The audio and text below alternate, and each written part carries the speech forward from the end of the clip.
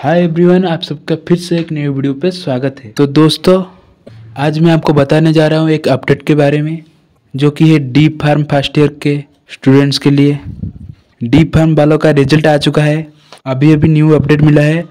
तो जल्दी से जाइए DMT के वेबसाइट पर और चेक कीजिए किस किस का कितना कितना मार्क किस किस सब्जेक्ट में रहा है और किस किस सब्जेक्ट में बैक लगी हुई है। जल्दी से जाइए और चेक कीजिए। तो रिजल्ट देखने के लिए क्या करना पड़ेगा तो हमको भी नहीं पता। खत्म, bye bye, tata, good bye, गया। अप्रैल फूल बनाया तो उनको कुछ